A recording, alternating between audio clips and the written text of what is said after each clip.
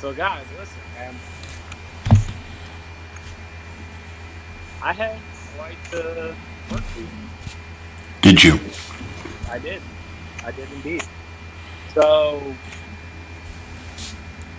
I pick up like return auto parts or whatever. Yep. All right. Pick them up from shops that uses my company's service. I take it out to the main location out in DC. I drop those parts off. I head back. My day ends, right? Sick. Well, I had a day where my manager was like, listen, we're low on drivers, so we need you to do deliveries. Like, all right, cool, right? I don't mind. Following day, that Wednesday, I go back to doing turns. 31 stops. Oh my Christ. Bro, Oh my Lanta. bro, my coworker, he prints out the motherfucking invoice and shit, right? I go, yo, where's the stop?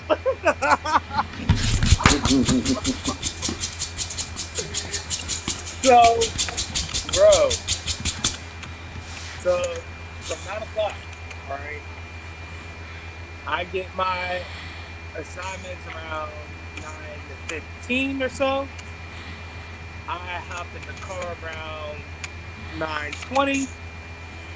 I get situated. I hit the 7-Eleven around the corner or whatever to get, some tea and, something to eat. 9:30, I start the journey, right? So, my furthest shop that I had to pick was out the Damascus, right? And luckily for you, Ducky, you know proximities when it comes to these areas, all right?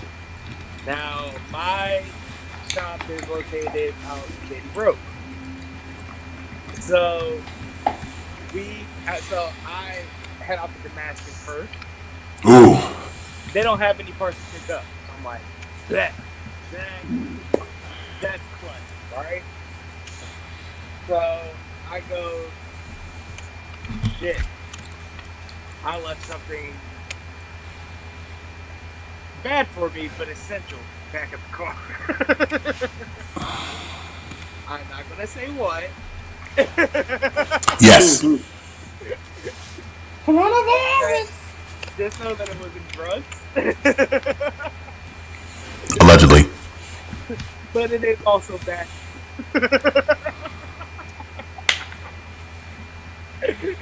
At any rate, so I go, all right, so here's what I'm going to do then. I'm going to head back from Damascus and hit the gas station in Goshen. I'm going to hit this car dealership with 355. I'm going to immediately from that area, because I don't know if you know that, but they built like a whole road that connects 355 and Watkins Mill Yep. to Crawford. And in that connecting road is the highway. Yep. Right? So I'm like, so from there, I'm gonna hop on the highway, shoot back to, the shop, hop back, head back to the park real quick, grab a couple of things, really get down. So I do that. Yep. I do that, and at that point, it is 11:30. I'm like, okay, cool. Okay. Right? I hit 10 stops. No, it was 3 stops before I head back to the shop. I hit another 10 stops, right? Yeah. All within distance of each other, like, walking distance of each other. All the shops nearby. Within those 10 stops, I realized, bruh, my truck is full, and now I have to go out to DC now. I want to finish out this route without blowing out my time. All right? Oh, brother. 2 o'clock. I hit the highway, right? Yes. Head out to DC, drop these parts off.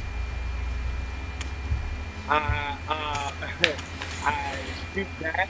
By the time I shoot back, it's 3:45. Right?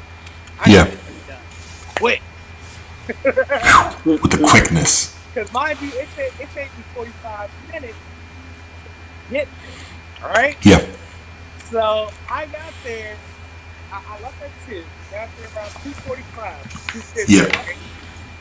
Managed to get all this shit dropped off by 3 o'clock, and shot back was back in the area by 3:50.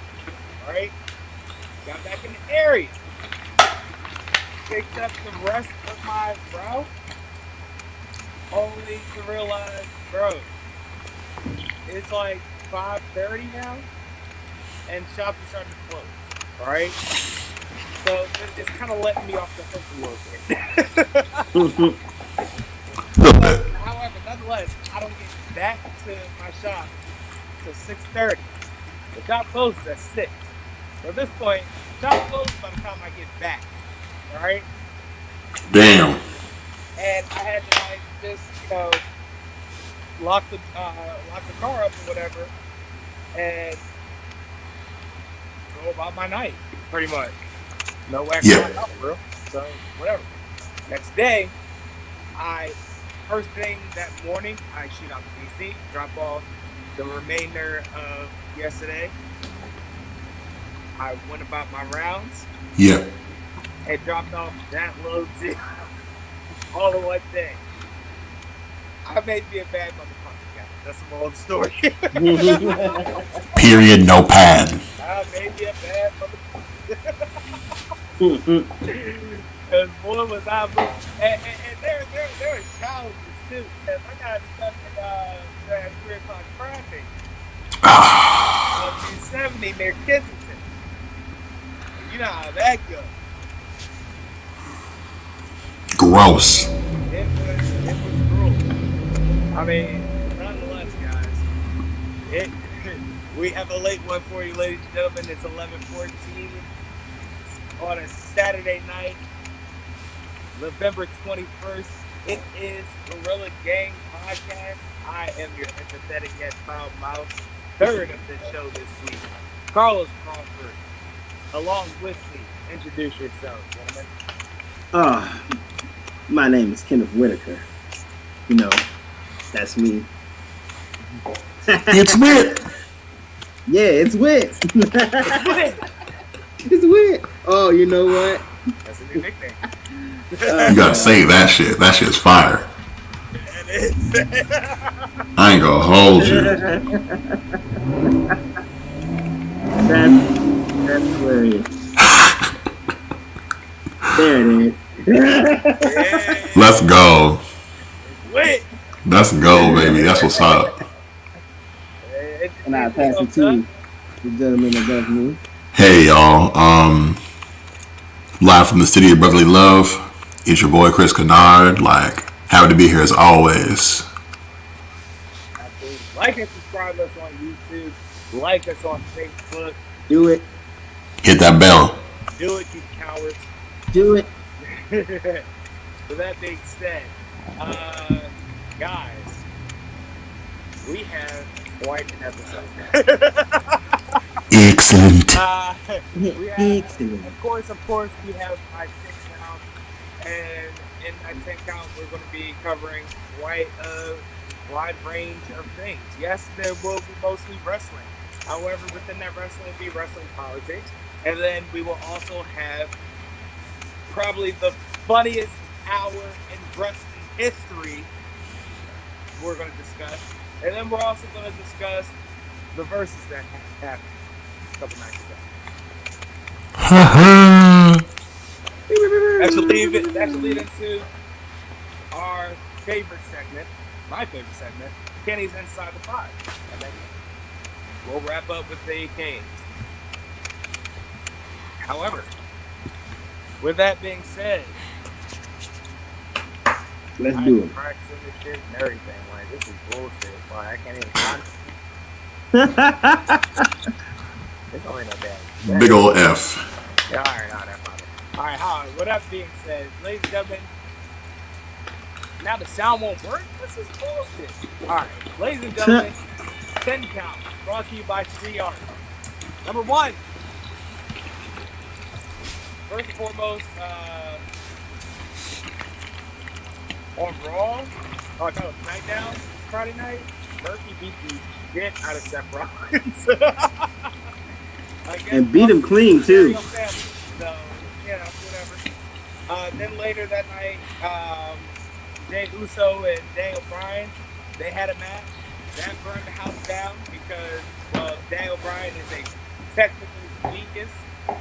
And Jay Uso was a high-flying genius as well. Yes. Yes! Indeed. Indubitably. Of course. So, yeah, that ended up being a solid-ass match overall. That being said, Roman Reigns go away a little longer. Look, man. Here's the thing. I'm over the angle already. Why? Because now that we know that Roman Reigns has control over that storyline, do you really think he's going to lose to Drew McIntyre at Survivor Series? I'm as pessimistic about it as Kenny is now. Like, stick up. Look at this nigga's face, bro.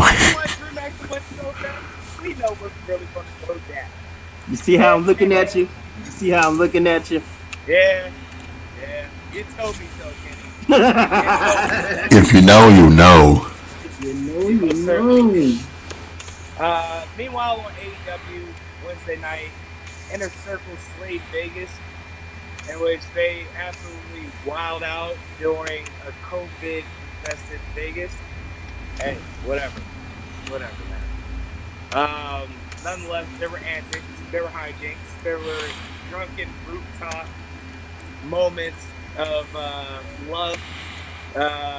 Jericho woke up in the morning to a Elvis impersonator.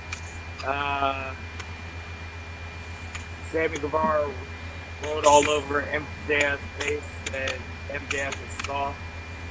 However, Sammy Guevara also woke up in a fountain. MJF was telling them about that. However, MJF had never looked in the mirror at that point, so that was pretty funny. What are we doing with Big E? Because New Day is still doing fine, contrary to what Kenny thought was going to happen. Listen, I've only been a couple weeks. Give it some time. I would have said that. It's only been a couple weeks. On Raw, we have week 9 of Lana going through a table. You love to see it. Well, I love to see it. Kenny's not a fan of it. I'm only not a fan because it's kind of like minimizing her dedication to him. Like, it takes a lot of dedication to say, I'm gonna go through a table every week for you people's enjoyment, and for people to poo on it. Makes me mad. I've been mad too. That's it. This is gold for a night. No, you think it's comedic gold. I think it's gold for her wanting to improve as a wrestler. That's different. Got the yin and the yang. Lana, you want to improve as a wrestler? Do this, right?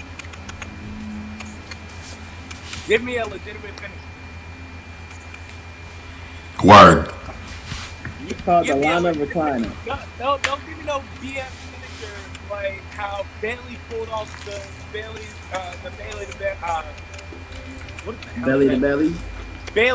suplex. All right, Bailey barely got away with that. If we're being completely honest, because the belly to belly suplex, a belly to back suplex, not the finishing move. However, for her, it works. Why? Because she can't believe. However, with Lana, she can't make a lot of things believe. So we need a devastating finisher for Lana. Give her a devastating finisher. At least I will be inclined to take her a little more seriously. because the finisher would be mean as hell not to want to watch everything. Now that you bring it up, watching Bailey do a belly suplex is kind of funny. How everybody gets so hyped for a belly suplex. Oof. Look, man, I'll say this. We got hyped over Uranagi for years. The Uranagi went crazy. Yeah. He did. I remember that. And call it what you want. I call it a rock bottom. So, so that do without will with that. You know what I'm saying? For years we thought that no, man, for years we thought that an elevated powerbomb went crazy. Did we not? That's right. Yes. And this was an era of The Undertaker I hated. But the last five still goes crazy. So It do. also I forgot to You put my family. should have stepped with the theme song. You didn't have to do it. I'll give you a quick subside over my 10 count for the banner. Number 6, Florida over Vanderbilt, 38-17. You already know. Well, No one cares. No one cares. It's a day late, but happy Flat Fuck Friday. Now, so yeah, Lana just needs to come up with a solid, devastating finisher that, hell, may be contrary to her character, but again, it's something that makes you go, God damn, all right, I see you, Lana. And then, week by week, she actually starts getting better because she actually starts to develop a ring psychology that leads up to her finisher. And Lana is somebody that is willing to do that. I enjoy the dedication from her. She's dedicated. That's what I'm saying. Like, Period. we put her dedication to fucking work, bro. Like, that's what really needs to be done. You put her dedication. And the funny thing is, Lana could be a star. And the funny thing is, after she's gone through this table all this week, and she finally wins, you're gonna be cheering, celebrating hard as a motherfucker. Listen, Lana's gonna win. Comeback Lana's gonna win the Survivor Series match for Raw. Mark my words. There you go. You heard it here. Actually, Lana's gonna do that for Team Raw because Shayna and Nia almost fucked it up for Team Raw. It hurts me to go against my boo, but Nia does the most. Survivor Series is Sunday, correct? Tomorrow night. Holy shit. So Nia does the most, and when Nia does the most, it could only go left. That's usually how it goes. So if Lana isn't the first to get kicked out, she's going to be the one that wins it. That's my analysis on that. That being said, why is Asuka constantly roped in the storylines? Also, who the hell is her next victim? Because after Survivor Series, with her match against Sasha Banks, because, it has to be a title versus title match, or a champion versus champion match, what's next for Lana? Because y'all haven't necessarily built anybody to at least go to slaughter for Asuka, to be a formidable opponent for Asuka, to the point where she's kind of bored as champion. Or, like, her championship run is only fun because she makes it fun. Because her promos are fun. But her as far as her matches go, like, who is she facing? She's throttling everybody on the roster. Or everybody that's getting thrown to her. I'm going to let you in on her secret. Her best competition is holding the women's tag team title. So, I don't know, man. And it's like, there are people there are women on that roster that could also use the TV time as well. Let's build them up.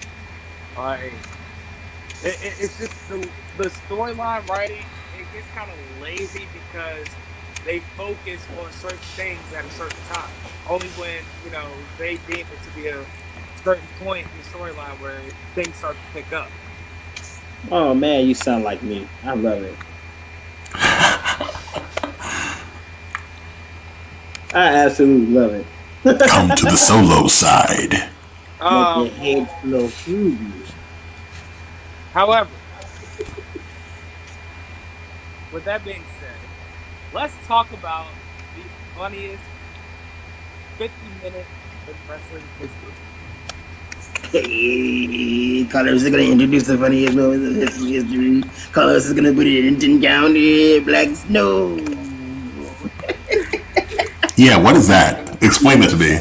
Alright, so Duck, have you ever heard of the show TNA Impact? I have, yeah. Alright, well, Impact still runs today, only without the TNA moniker. But back And that's good. back in 09, TNA was like its own network television. Yes. Show, right? Yeah, I know. Yeah.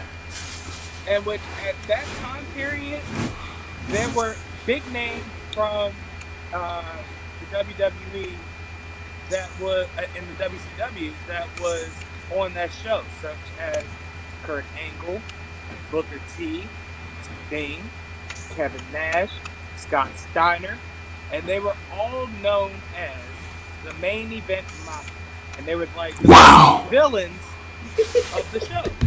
All right. Well, on January 29th, 2009 episode of TNA Impact, the main event mafia took over the show for the first hour. And what ensued was absolute fucking madness.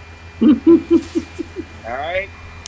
Yeah. Now, unless you have Impact Plus and you're subscribed, this episode is essentially lost in history. Wait, what? You said Impact Plus? Yes, Impact Plus. That's a thing? It's a thing.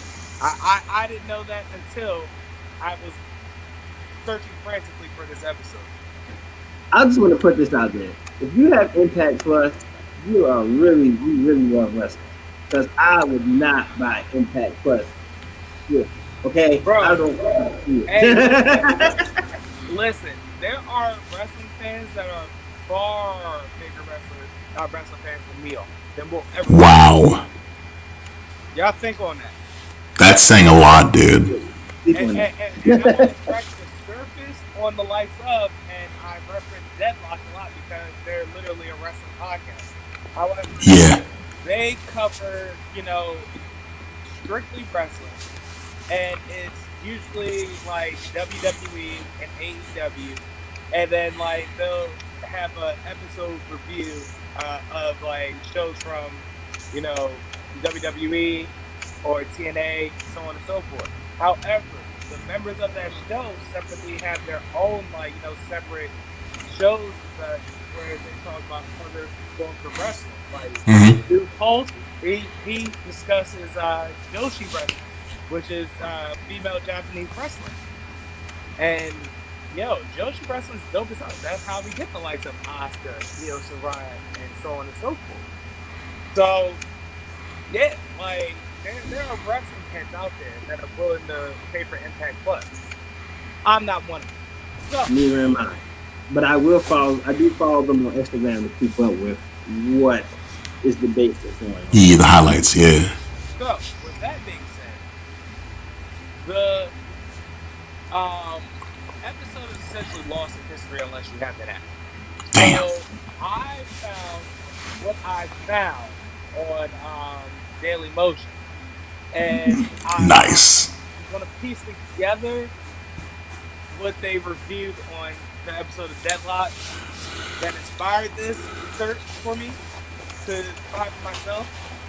So basically, the episode opens at alright, it's cold open, and Kurt Angle is sitting in an office and he has a walkie-talkie. He's like, everybody set and ready. And he's like, Nash, check. Booger, check. Carmel, check. Big Papa, check. And then so, so there you go. This is the moment I've been waiting for my entire life. And then like the opening theme shows up, whatever, right? So they have in continuity of the episode being taken over by main event Boxing, right? Where Angle is sitting executive. They have Kevin Nash and Booker T on commentary as Chet Lemon and Black Snow. Black Snow, Black Snow, I'm Black Snow. Yeah, I should have fucking known. Oh, I should have fucking known. I'm Black Snow. Fuck the fuck up, dog, man. Listen, man. So, first match of the night was this chick ODB, and guess what ODB stands for, Ducky? What? Old dirty bitch. That's I love it. She got the tatas, buddy. If you love the name, oh man, the gimmick, woo, it's fun. She's constantly drunk. She's constantly horny. She's constantly ready to fuck. Amen. And it's awesome. So Carmel's backstage interviewing her, right? So instead of calling her like ODB or old dirty bitch, she's like using names to describe her, like old dastardly broad, shit like that. Oh no. So basically they have like a little backstage interview with them, right? So Yeah. it goes to Scott Steiner, Big Papa Pump, who is the ring announcer for the night.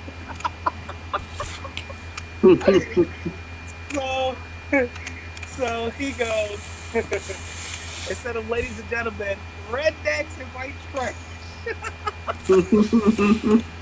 Oh, rednecks and white trash. The following match is a 4-on-1 handicap match, which basically means one bitch versus four bitches. Oh no.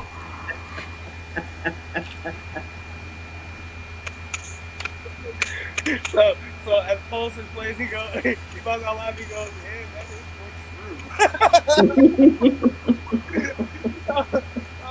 true. So basically, it ends up being a squash match between ODB and Awesome Kong and the Entourage. However, Scott Steiner tries to introduce the Entourage, and he goes, Confucius? Oh no. It was like, I don't know, I never slept with any of them. Oh, Scott Steiner's the worst. He is the worst, Ducky. But Scott Steiner it's so hilarious. Scott Steiner is that nigga. No, I need you to strap in, dog, because Scott Steiner only gets worse as his hour progresses, dog. Scott Steiner is that nigga. He only gets worse, alright? I'm about to throw in the towel. I'm done. I love Scott Steiner. I love Scott Steiner. This was we get commentary from Seth Lemon and throughout this match. Yes, no. This is my first time seeing OGB up close. That's a man, baby. ODB is wearing like one of those little the little jumpsuits, like a little prison jumpsuit, low key. But like or like a landscaping jumpsuit or whatever, and she has like mud handprints on her butt, right? So Nice. so Black Snow goes, yeah, ODB got the handprints on her hula.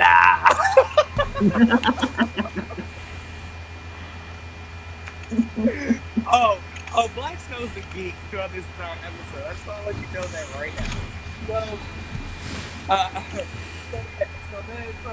ODB gets squashed by Awesome Kong and Contour, whatever. So go on to the next segment, right?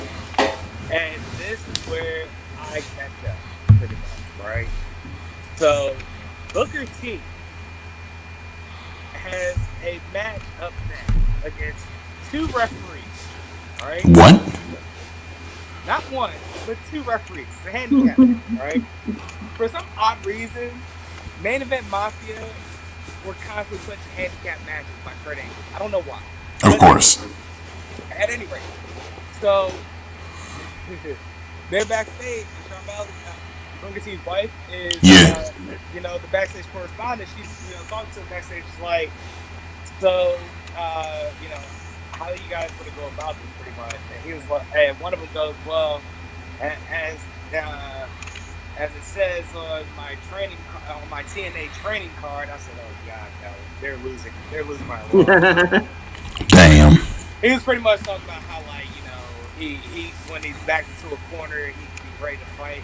So the other referee's like, dude, are you high? We're going against Booker T. We're about to get washed. So the other dude goes, just follow my lead, right? So Scott Steiner announced them to the ring, right? He was like, these two referees have zero chance in hell because they're a bunch of nerds. Disrespecting my people. Damn. I forgot exactly what he said, but it was cool. So he goes, coming to the ring is Rudy Charles and Andrew Thomas. Both of them have first names. I don't know why. The slander. So they come into the ring, right? Yeah. And that's like, what? Here comes Rudy Charles and Andrew Thomas. They look like there's not going to be much tonight for Booker T. So Black Snow goes, yeah, let me tell you something. I was talking to Booker T backstage, and he just had that knee down. Looked like he was about to hurt somebody. He looked like he wanted to he looked mean, real mean, right? But Scott Steiner goes, and from Houston, Texas, he is a member of the Main Event Mafia, Booker T, right? So Booker T come down the ring. My commentary partner Back Snow is leaving the ringside.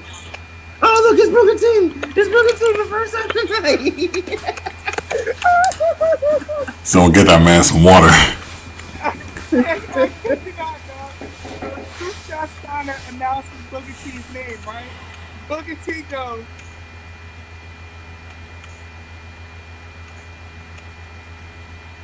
yeah, Booker T taking a sip of water. He look like he ready to go. So Chad let me go, you better beat these guys, right? He's like, you better beat these guys.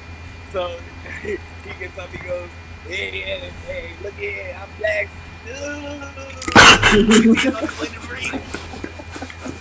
You look like you gonna hurt somebody bad. So he dropped the handstand again. He does his your man's had on a coat the whole time while doing commentary. Turns out your man's had his whole ring attire under his coat. Under the coat. Your man stepped onto the stage, right? Beside where like announcing desk. Yeah. And like do his little entrance gimmick or whatever, right? And he walked to the ring. As he walked into the ring, this motherfucker Chad Lemon goes, oh, there's Booker T. He's here for the first time tonight.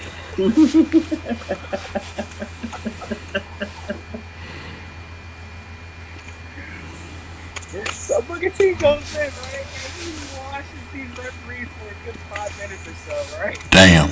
And then Earl Hebner, he was the referee refereeing this match, and he was about to get watched by Booker T. So Earl had to explain, "Hey, yo, you're the referee in this match. Relax, right?" Yeah. I was like, there's some Twitter or whatever. Yeah, that happened, right? So then, next match,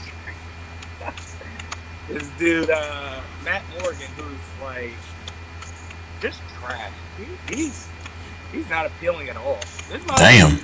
He has like a wrestler physique and just no personality for it. Wait. Even though he does have a personality, right? Wait. What? He may be trash, but he's really big. Really big. Yeah. So I was backstage talking to Matt Morgan. Matt Morgan cussed him off. I had to. Sorry. And Matt Morgan, as he's coming to the ring, whatever, Chet Lemon's like, and here comes Matt Morgan. And Black Snow goes, yeah, the one thing I learned a lot about Matt Morgan. One thing that I learned is that he's really big, man. He's really big. He's really big. That's one thing I learned about Matt Morgan. That's one thing you want to learn about Matt Morgan is he's really big, man. He's really big. Really big. So what you're telling me is that he's really big. Really big.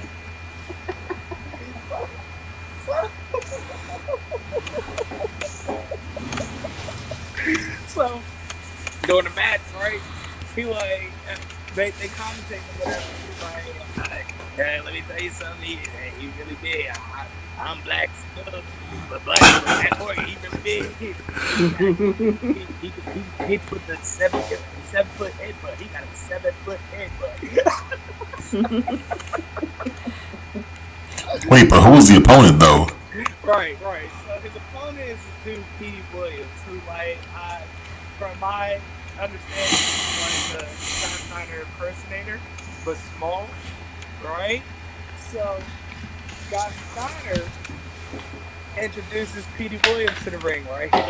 He goes, and from that suck-hole country you call Canada. Before he can announce his name, he pauses and goes, you know what, I want to say something to Barack Obama real quick. That'd be a wall. He was like, no, we don't need a wall built in Mexico, we need a wall built in Canada. I said, what is happening right now? And one thing I don't think he can announce people's names, dog. I love Scott Steiner, bro. And Black Stone's like, yeah, he still loves himself from Scott Steiner. You know, Scott Steiner beat him up last week. But as you see, he still got the mustache, he still got the gimmick with the line down the middle, and he still loves him some Big Papa.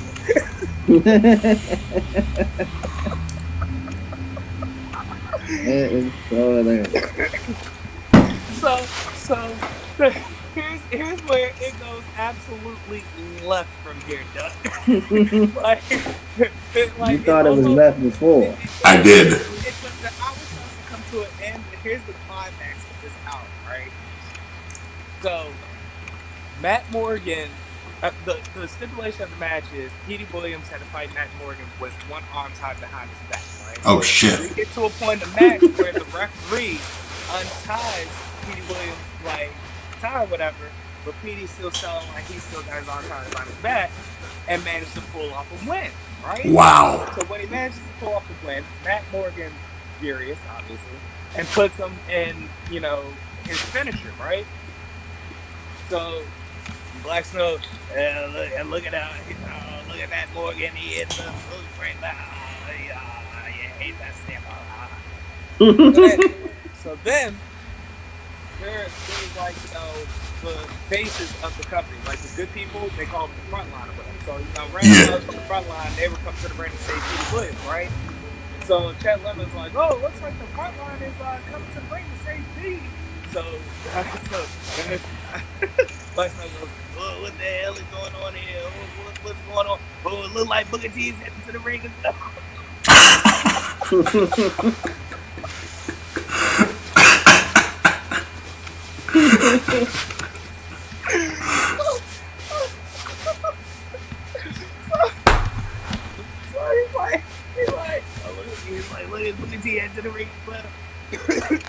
Your man grabs his microphone, right? And he slides in the ring and starts crushing everybody in the ring, right? And as he's like buying everybody in the ring, he's like, "Gah, gah." You can hear him like grunting from the microphone sound. Look at you whooping everybody in ring ass. He's picking up Austin Creed. He's putting Austin Creed to dust kick.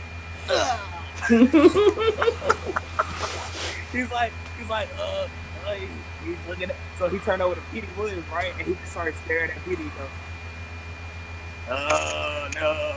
Look at you looking at Petey Williams now. He looked like he's gonna do something to beat it. He started stopping Petey. I was like, "Oh, look at you, there it is."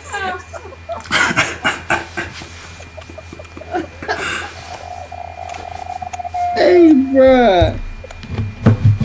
So That is so funny, bro. I need to own this shit. I need to see this for myself. Meanwhile, over in the office, Angle has Steiner on like the intercom or whatever, right?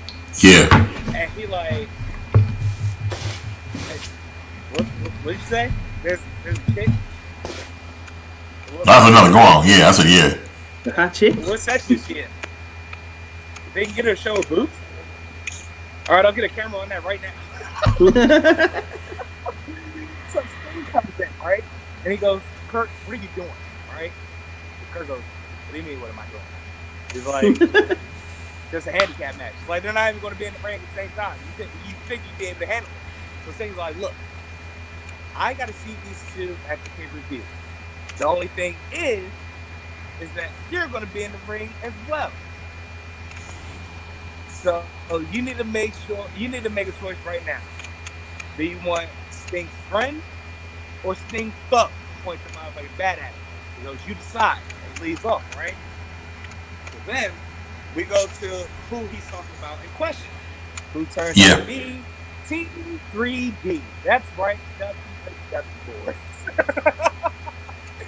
Oh shit. Vegas wrestling scene, if you ask me.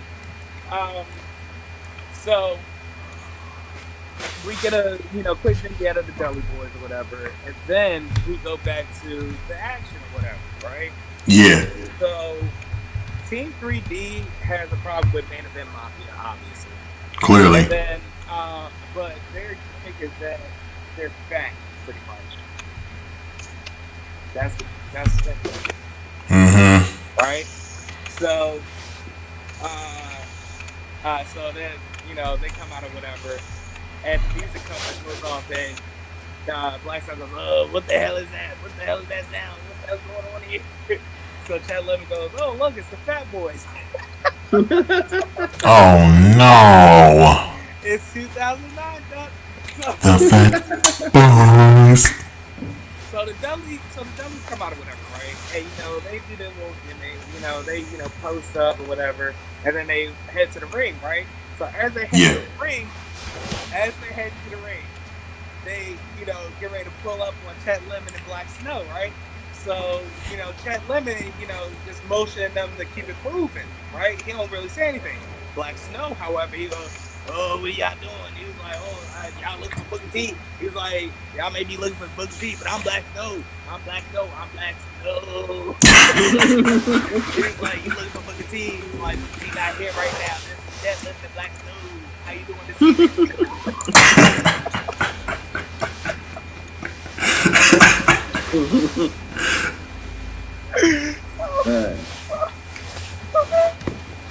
So then, right? Hey. So Team 3D finally get in the ring, right? Yeah. Mind you, Scott Steiner's the ring announcer. Scott Steiner is Big Papa Pump, a very muscular man. All right, let's keep that in mind.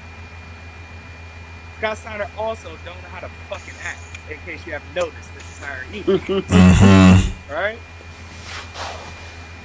So he goes, "Hailing from Dunkin' Donuts."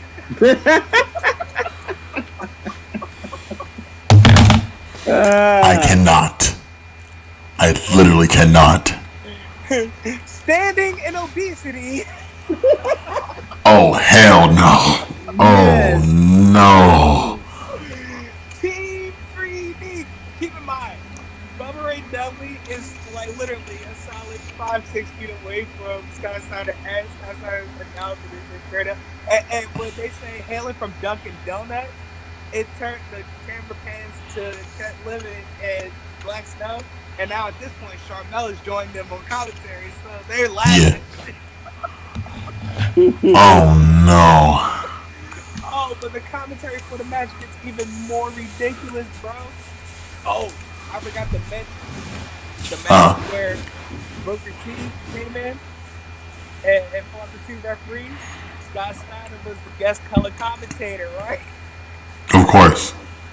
Well, your man Scott Steiner, he was so fascinated by how red Booker T's boots were, dog. Like Look so at those fascinated to the point boots. where Cat Lennon was like, yeah, he was like, yeah, man, his boots are red. It matches the logo of logo of the TNA on the ring apron. He's like, even the ropes are red. He's like, you know what? I didn't even notice that. There was a dude in the stands that was wearing like a red North Face or whatever. He was like, the dude in the red jacket. He's like, wait, what?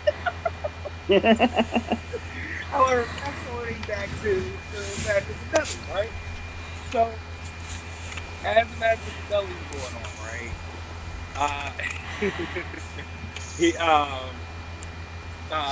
Cat Lemon and Black Snow, they're having a back and forth about the Dudleys and where they come from, blah blah blah. Yeah. So one of them go, uh, uh, uh, Black Snow goes, the Team 3D, they come from a independent organization called ECW, and they were World Tag Team Champions.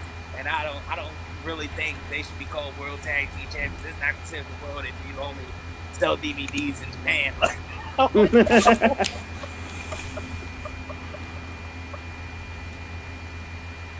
Oh, they were going in, bro. They were going in.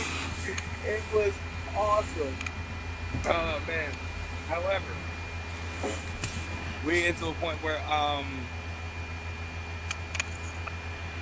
right. So I forget who comes in, but they notified Kurt Angle. I mean, they notified Kurt Angle that Jim Cornette comes back in. Okay. Right? And Jim Cornette's like, yeah, please stop this. And Kurt Angle was pretty much like, no. And Jim Cornette was like, all right, fine. Well, Mick Foley will be here soon, right? Which causes Kurt Angle to laugh his fucking ass off. It goes, I'm not worried about a homeless man in his sock. Yo, the slander. And essentially, that's how the Main Event Mafia Ran episode ends, or that hour. Because after that, Mick Foley comes back in. We get back to regular commentary. Scott Steiner's in a match, and that was pretty much it. But oh my god, what an hour! What an hour! And we have so many quotables for it. Like, I need like a Black Snow t-shirt, bro. bro, we need a black shirt t-shirt. Ducky's out of a black t-shirt. Who's gonna get him that shirt t-shirt? Because I'm Black Snow. What made the shit funnier though, like what made it even funnier was you knew when Booker T was in character for Black Snow, you knew when he was breaking character, and you knew when he was alternating between Booker T and Black Snow. That's what was so fucking brilliant about it to me. That's what made it so funny to me, because you knew that like there were certain contexts and points where he wanted to do the Black Snow commentary, but at the moment he was just running regular commentary. But then he was like, "Oh yeah, I'm doing Black Snow." So like he dropped back into the auctioneer accent. Oh my god, man! The moment where 3D sized them up, like Booker T was on commentary for a moment. He was like, "What's going on here? What's this? What do you think they doing?" they look for Booker T, but Booker T not here. I'm Black Snow. He's like, Booker T not here. This shit looking at Black Snow. I'm Black Snow. Brief aside, like my father, he's a big brother. You know what I'm saying? He a big man. He used to play football back in the day. He a big brother. You know what I'm saying? Like I got my height from him and shit. And this one winter, you know, he's from B-More, so you know he be wearing the beanie, like he all you know, like brothers from Baltimore wear their hats. You know what I'm saying? Like they got extra head and shit. And so we come in the house. It's winter. He got a big old black coat on, and my sister's like, "You look like a black snowman. Where you going at, snowman?" And like for like every year prior, we just refer to my father as Black Snowman because like he always wear that big ass black coat when he step out the crib. And I'm like, where's that? I'm like, who? Black Snowman. Oh yeah, he at the store. Blah blah blah blah blah blah blah. So like in her phone, like it's not dad, it's just Black Snowman. And when he out of pocket, she just start calling him that, and he hates the shit so much. But she's the favorite, so she be getting away with that shit. You know what you gotta do now, right? Period. He needs to see this shit. Yeah, nah. I mean, just for reference, for your own personal reference, you gotta talk to your dad with that accent. Oh no, man. He like, boy, if you don't. I'm like, Daddy, you know me. When I've been going to work, you know, I'm Black Snow.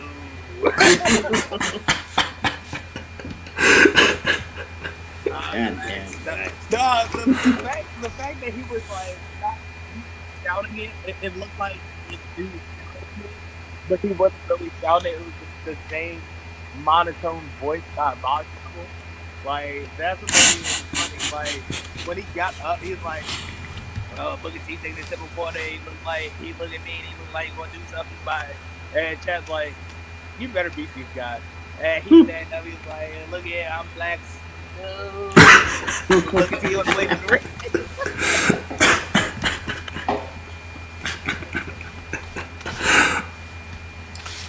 Yo, was that your entire 10 count? This whole 50 minutes? Oh God, man. Throughout this entire week, because I literally was like, I listened to the episode on Deadlock or whatever. Yeah. I was like, dog, this had to have been amazingly hilarious. Like, this show had to have been a classic. Why was this show so funny to me? And boy, did I find out. Like, that show was hysterical. And literally, from like Tuesday or Wednesday up until this point, I have been randomly shouting, "I'm Black Snow."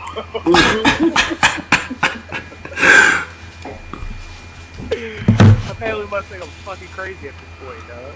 I got some flat ass. Hold on. Black Snow. Black motherfucking Snow, dog. Oh my motherfucking god. Alright, hold on. With y'all's analysis on the Verzuz and the analytical everybody's community about it. Because listen, I'm starting to realize that people have terrible taste in music, and it's starting to bother me because people are wanting the likes of Drake and Jay-Z, in which, you know, then not only that, people are saying that Drake would beat Jay-Z, and which absolutely no. fucking not. Like, have y'all lost y'all's goddamn mind? Then I heard a hot take that Eminem would beat Lil Wayne. I was like, alright, this is getting more and more ridiculous as it goes on. Right? Literally apples to oranges, so...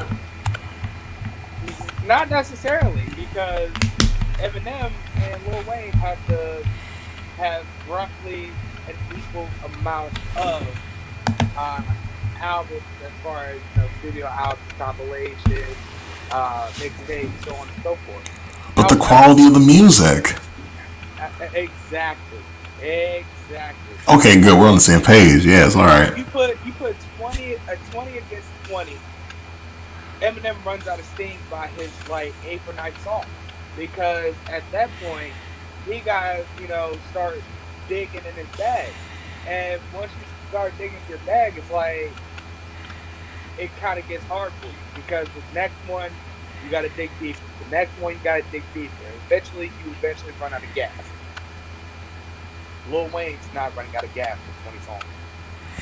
You know what? No, I hate to even go to bat for Shady, but like honestly, even as like a Shady hater, he can pull from every album in his discog, with the exception of what's that shit that came out before Revival? Recover? No, before Recovery. What's that shit called? Relapse. Besides Relapse, Revival, and like Music to Be Murdered to, Shady's got like at least a couple joints on every fucking album he's dropped. And he can even include Infinite if we're keeping it a buck. Let me say this. You're lying to yourself if you think Eminem has legitimate hits after the Encore era. Period. Anything after Encore? Drop out. Rap God, bro. Rap God, bro. My You don't point like is rap. exactly, as a matter of fact. Here's the thing, right? That fast rapping gimmick only goes but so far. Sure. Case in But it point, had impact though. Like this, because like you're making it personal though, Los. You're making it personal. Sure is. let me make my point. Okay. Twister. That was a fun ride. That's Apple. That's Apple's orders. Twister is not Eminem. Twister literally specializes in fast rapping. How is that? You know what? I have a rebuttal for this. I refuse. Or the I likes refuse. of Do or Die. They didn't last long. Fast rapping. The people that necessarily lasted long was a group. They came from Ohio.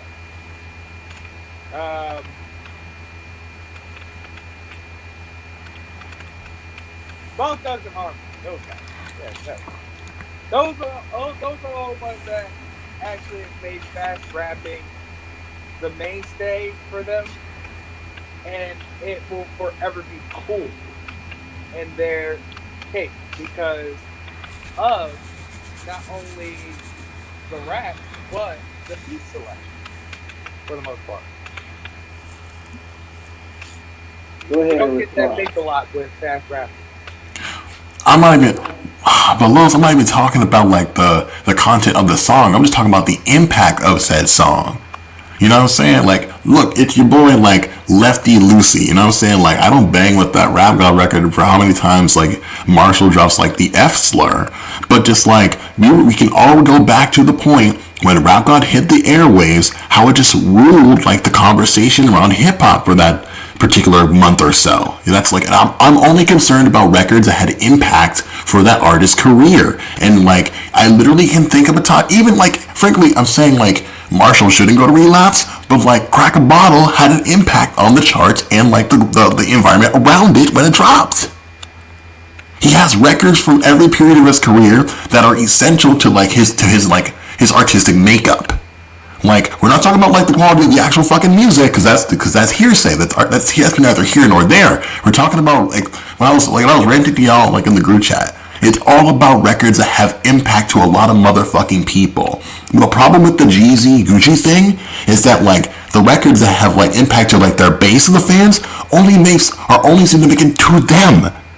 Like Gucci, like Jeezy at least had like a broader appeal during his run. Gooch, like, he's explicitly for like rap nerds, like folks from 1017, and like all the nerds who love Gucci, who love Waka, who love all those cats from that area of Atlanta. You know what I'm saying? Like, Super duper, super cocky, Mary super duper rocky, rocky like the rockets, make the rain water fountain. There she got a stupid body. I just about to stupid body.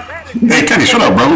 That is just absolute, hardcore That nigga bullshit, and Coochie. everyone loves that format. Everyone loves that format. The Gucci, the Walkers, because your Jeezys even because it was a and I hate to use it as such, but a vibe because it made you feel like you were real tough. You know what I'm saying? Like I can listen to Gucci and a Jeezy song the way I listen to a Benny the Butcher song today. It make me want to go flip bricks. I don't flip bricks, But I wish I did when I listened to that shit. but when I That listen to don't that make me shit, think about it. down there, Call a plug right now. just boil some water just in case. Just in case. You know what I'm saying?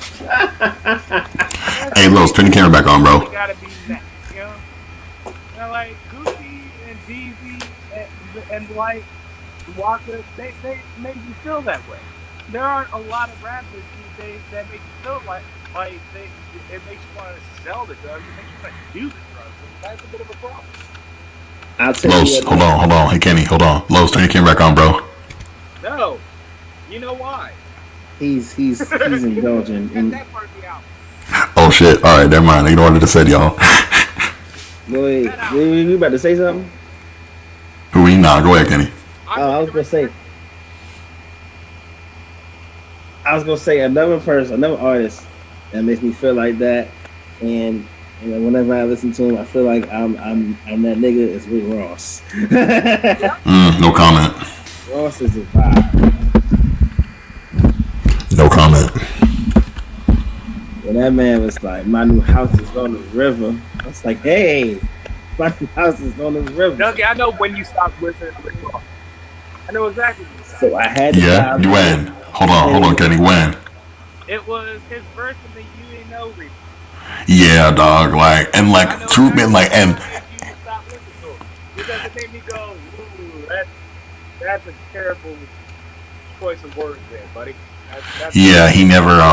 I don't care that like Reebok took the shoe deal away. It wasn't enough. Like, for me, Rick Ross has to pay reparations for the rest of his career for that fucking bullshit. But that's a personal thing. So like, I just like, and plus, like, even with that aside, not 2 years ago, that record with Meek, Hove, and Ross, we have Rick Ross like dropping the F slur, and I'm just like, just bro, come on, dog. Like, we can't have like the heavy hitters in this genre perpetuating that kind of shit. You know what I'm saying? So like, that's again, like, it's a personal thing. I get it. God, I completely understand. Yeah. But my thing is that I won't play him around the too. hip hop community and rap society start to skew at that point, right? Because that line literally offsets when you bring up the fact that he used to be a CEO and it devalues the brick moving rap. Not for me. So in society, We all know it's kayfabe. He's down like. However, in the hip hop, Oh, it's like, yeah, he said that, but he was CEO, so I don't take him seriously anyway. And it's sad but true. Now you flipping them wings. What he flipping? Ooh, somebody smoking that good gas in this apartment building somewhere. I smell it through the vent. Oh, not the vent. Oh no. It's me. I'm gonna catch contact just It's me, Sunny D. It's the boy.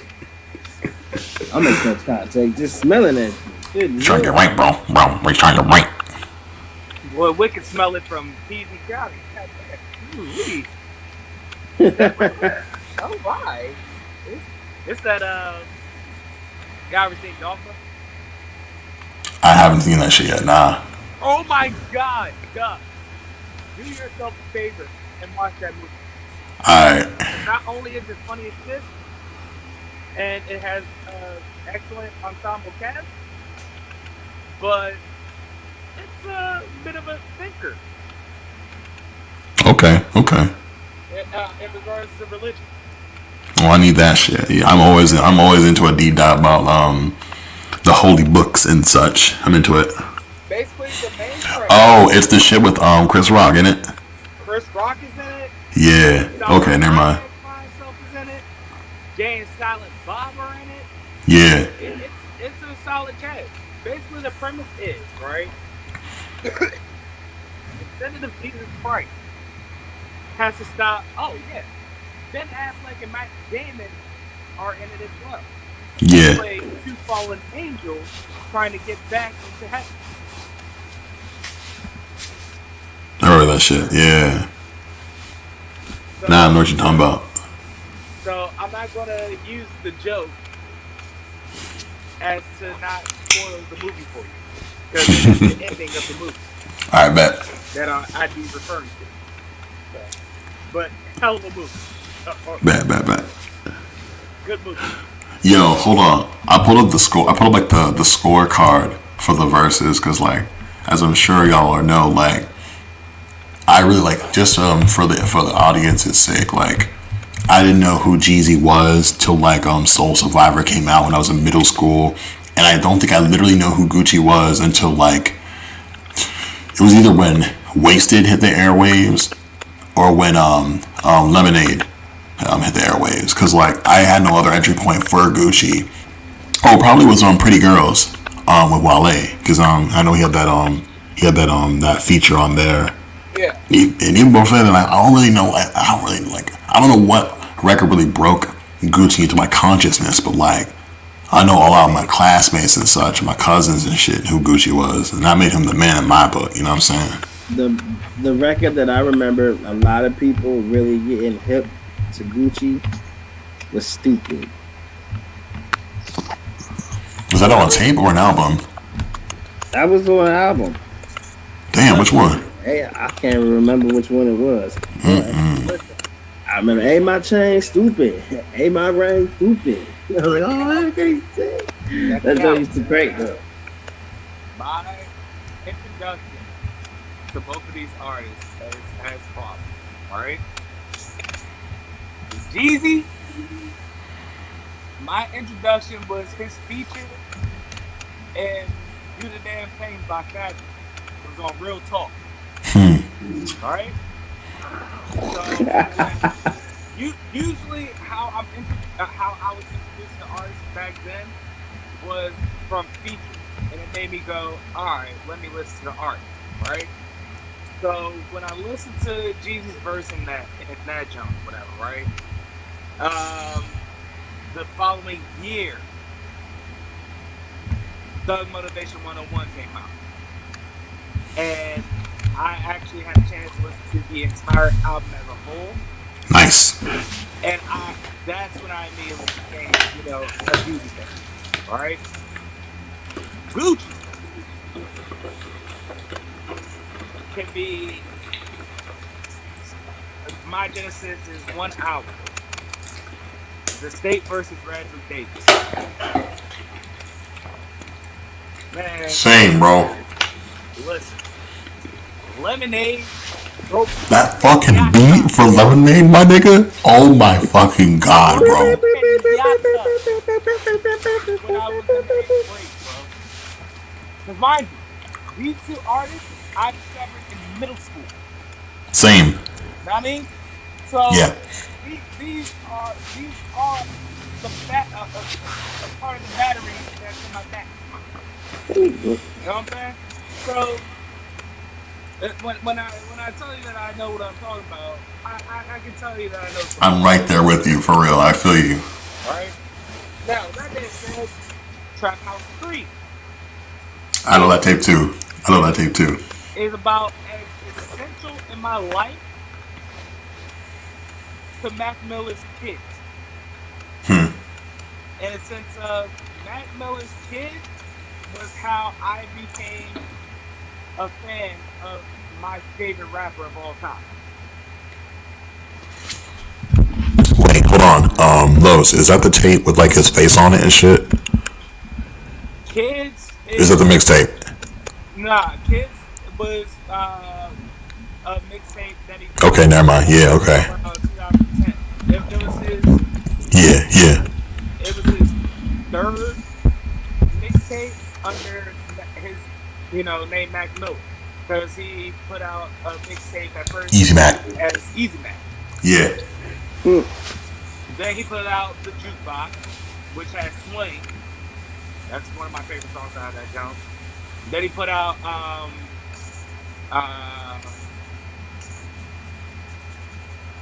the Highlight. That was the Highlight slash. Oh, yo. And then Kids is what put him with the main. Hey, hold on. Man, hold on. I had a crazy idea. Hear me out. This is a side, but like Mac is gone, rest in peace and all that. Yeah. There should be like a versus for like Schoolboy and Vince and just play like 40 Mac joints. Yeah. You feel me? Yeah. Vince's favorite Mac joints versus like Schoolboy's favorite Mac joints. Well, the thing is, it had to be mostly Mac Jones because there wasn't. No, all Mac. All Mac. You know what I'm saying? Yeah, but there's only like a few features with Schoolboy and a few features with Vince. Nah, but just like they just pick like they don't play. Yeah. He's saying they just have them in the verses, but they just pick their favorite Mac songs to go against each other. You know what I'm saying? Hey, you know what? It wouldn't have to be just Vince and Schoolboy. Yeah. Because the thing is that everyone loved Mac. Everyone. The thing is, you have people in, we have rappers in the community that like each other. You have some that like don't really bang with each other, or like they try to stay away from, and not really their speed, so on and so forth. Mac was everybody's cup of tea. That's what I'm. But like, here's my thing. It's like we get Vince and Schoolboy in there on some Crip shit. You feel me? And people can just like phone in. You know what I'm saying? But whatever the case may be, I mean, you can even have Snoop. Yeah, but we already had Snoop though. We already had him. That's the thing though. That's all I'm saying. But nonetheless. Oh, fun fact? Huh? What's the use? Yeah, I know that joint. That's the feature. Yeah, I guess so. Damn. Snoop's the feature. The part, the back, essentially the background singer is Snoop in that song. Sick. So, I just want to have another minute. Fuck a little, what's the use? The background, what's the use? What's the use? That's Snoop. At the end, you can love it. Snoop goes, it freaks me out. I was like, yo, when I realized it was Snoop, I was like, yo, that's the perfect person for the feature for the song. Goddamn. I miss that. At any rate, hey, I have a question. One more question. Why does fucking, I'm looking at like, because Billboard did a write-up for the fucking Verzuz for Gucci and Jeezy. How the fuck does like Both by Drake and Gucci beat Go Crazy by Jeezy and Jay-Z? How the fuck does that happen? I'm so insulted. I'm not gonna. That's my other problem with the selection. First and foremost, the selection by the artists themselves are already questionable at best because 100%. They go crazy. Don't necessarily go as crazy as they think they do. And then there are songs that absolutely go ape shit that they completely don't even think about. So not only that, but you have people lining up the songs that were, in response to the song that was, set or whatever. And then you look at these two songs and you go, man, this song could have been better matched up against this song. So it's like, it's also questionable in that sense as well. So my thing is this, right? We get a voting system where we actually get people that actually listen to these artists, not people that, are into the Verzuz trend. People that actually, are versed in their Jeezy and Gucci, or their, you know, uh, Jay Z's and Lil Wayne's. That would be a good matchup. Jay Z versus Lil Wayne. If we're being honest, that would be the best matchup because in terms of consistent hits, that's the perfect matchup for 20 versus 20 because it's Lil Wayne's mixtape era essentially, and then not only that, Lil Wayne has his album cuts that are bangers. So you have Lil Wayne's essential discography versus Jay Z's essential discography, and Jay Z got close to life. Man, I don't know, man. You don't know. All right. Nah. Only because like it's like,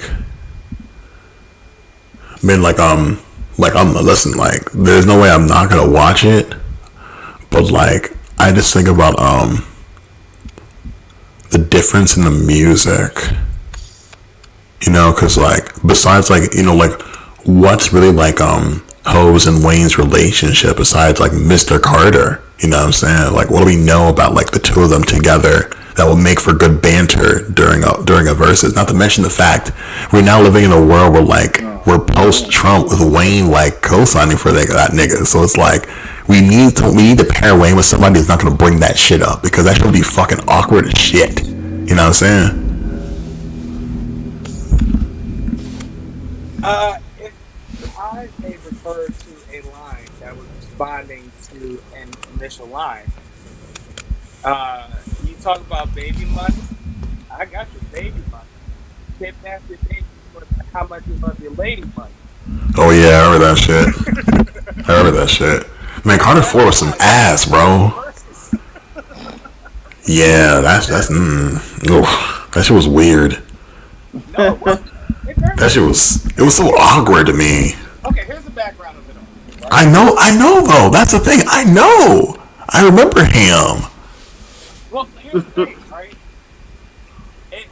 If you recall in a skit in the dedication, in which I think we have it recorded that I ramble on the entire skit on air, but basically, he essentially when was about to go to Rock Nation or Rockstone. Oh shit! Right. However, you know, he had talked to Jay Z. Jay Z was like, you know, whatever decision you make, pretty much, I'm here for you. Whatever decision. And Wayne was like, he did. However, he got a call from I want to say like Universal or something like that. But he got a call and they were talking about millions and stuff, as he was saying. And he was like, damn. And he was like, believe that. However, in the reality of it all, he had, you know, finishing up to do in Cash Money.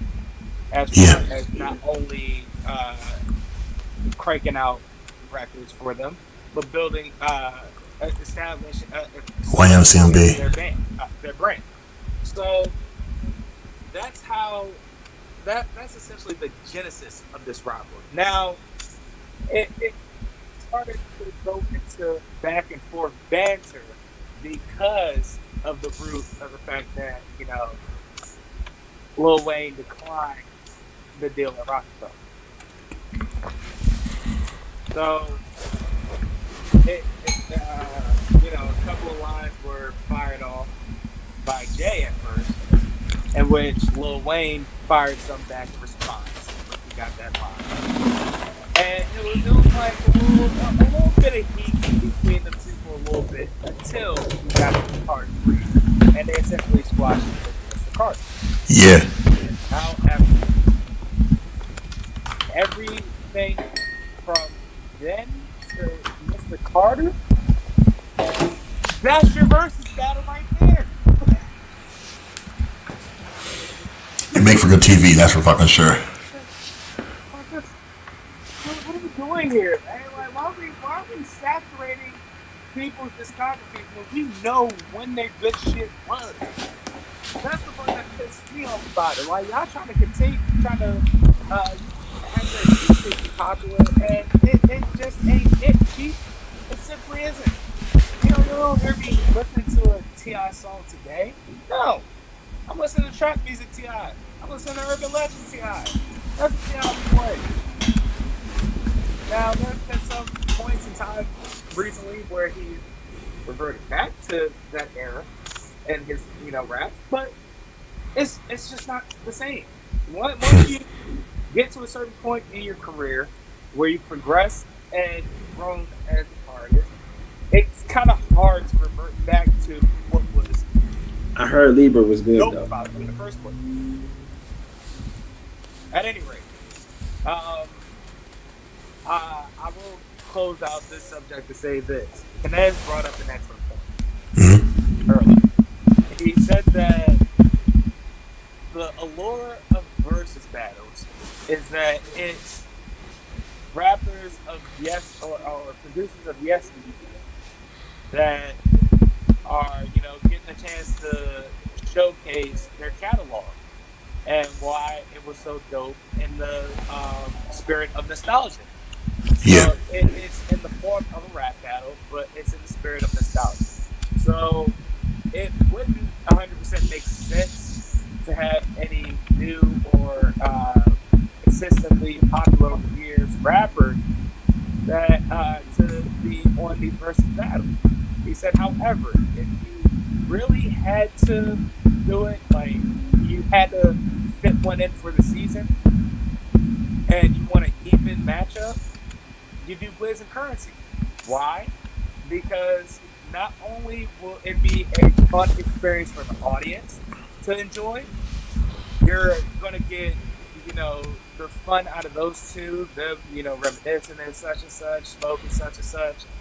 And then not only that, you're gonna get nothing but hits and gems that if not I know about, nobody else really 100% know about, or if they know about, they completely forgot about.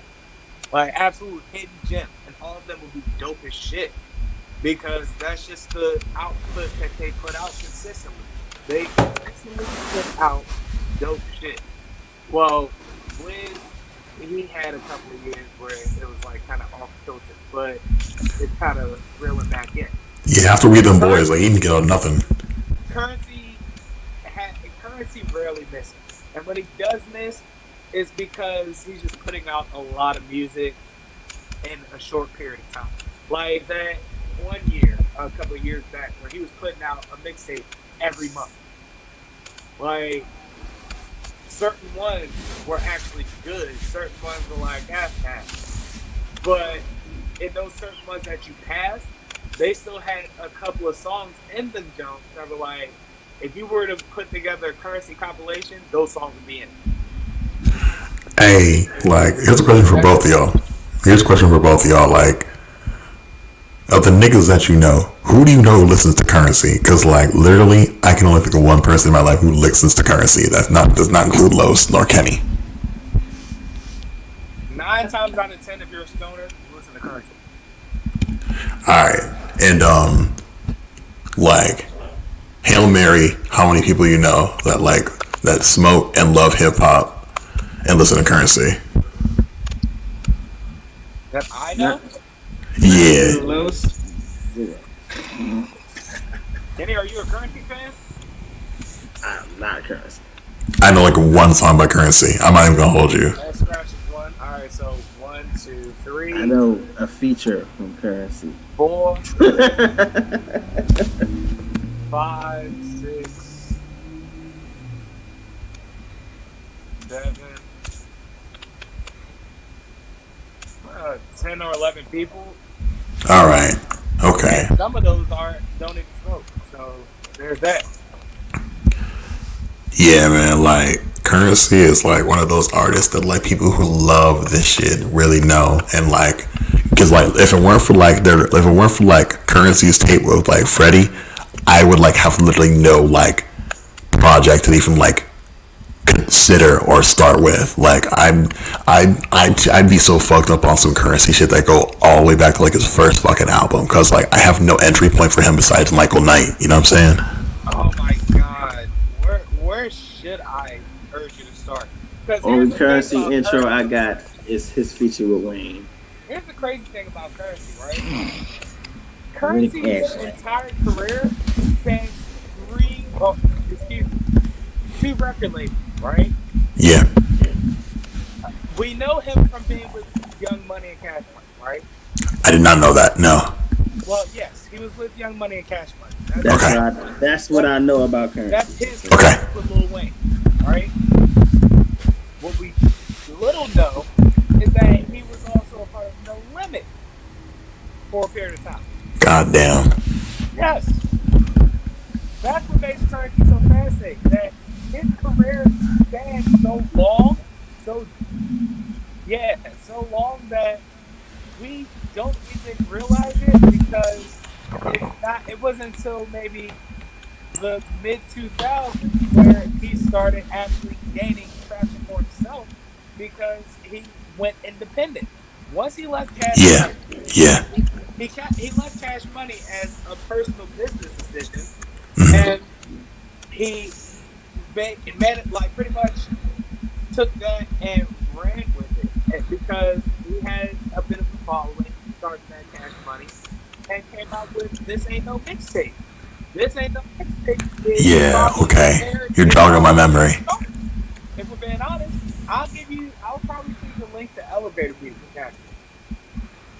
Elevator Music is Do that. Yeah. song off This Ain't No Mixtape, and and then you have the likes of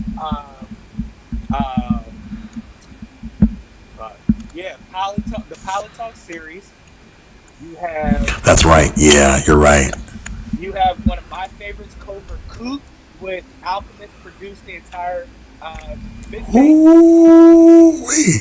And which the highlight song of that show is Ventilation. Hip hop.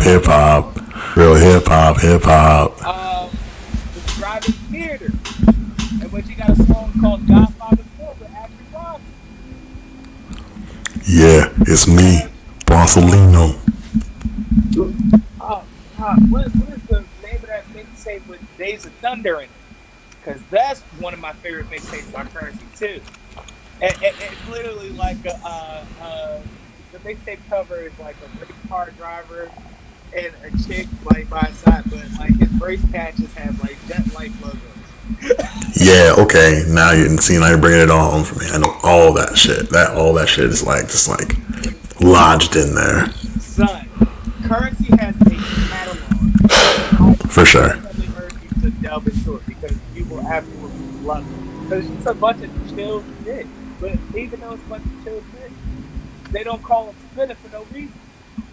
Spinner Andretti, that's right, they do. Spinner Andretti, pedal for heavy.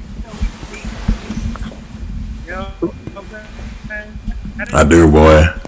Kenny, you know what motherfucking time. Is it that time? Yes, sir. Indeed it is. What time is it? Thank God. Yeah. Okay, ladies and gentlemen. We have the return of Inside the Five for this week. Wait a minute. I had a special request from someone to break the Inside the Five mode and put some basketball stuff in here. Yeah. So I'm related to the Inside the Five. We talk about this NBA free agency frenzy. Yes. And the one story that caught my eye out of all this, John Wall was out of Washington. And I'm sorry, wait, what? John Wall was out of Washington. Oh, yes. Yeah. Well, I mean, now I felt Russell Westbrook was in Washington. Yeah. Now I felt two ways about this. One, I've been trying to tell Wizards fans for a long time that Wall was not there. Like once he got hurt and he got a chance to sit out and not be a part of Washington, I'm trying to tell people he didn't want to The stay. days were numbered. Yeah. The second part is I don't know if I want them to get Russell Westbrook. Because Bill Westbrook is like,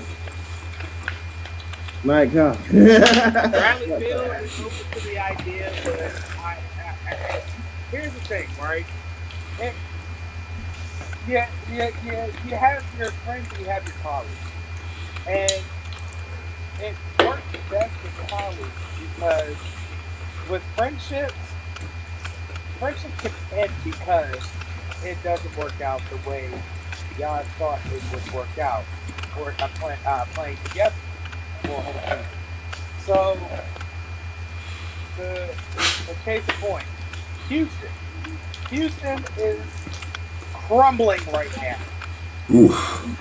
because two friends decided they wanted to play with each other again on the same team and realized, yeah, that's just not working out because Russell Westbrook at heart wants the ball, and James Harden too wants the ball, and you can't have two players that constantly want the ball, need the ball in their hands at all times. You simply can't. So it just didn't work out for Houston anymore. It was the end of the road thing. And now James Harden wants in Brooklyn, if I'm not mistaken. Yeah, it's Brooklyn. That's not Which gonna is a work. lateral move if you ask me, because That's not gonna work either. Another former teammate.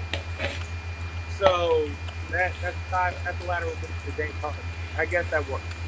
Now, Russell Westbrook, he wants to lead the team again. That's what that is for him. So with them wanting to lead the team again, well, he can't do it in Houston anymore because again, Houston has fallen, and Houston isn't going to work. Isn't going to build a team around a 31, 32-year-old Russell Westbrook. So yeah, that's just not the move. So ideally, and I'm not ruling Russell Westbrook, but from the look of things, it just seems that he needs to be somewhere where he can immediately take leadership of the squad and be able to produce immediately and as a key and main role. But then not only that, also have role players around him already built, already essentially built in their role. So that would be the best fit for Russell Westbrook. However, let's talk about us signing Rajon Rondo. Let's not say that we did. Let's not say that we did. We're not worried about. We're not worried about the Hawks. Shut up. Listen.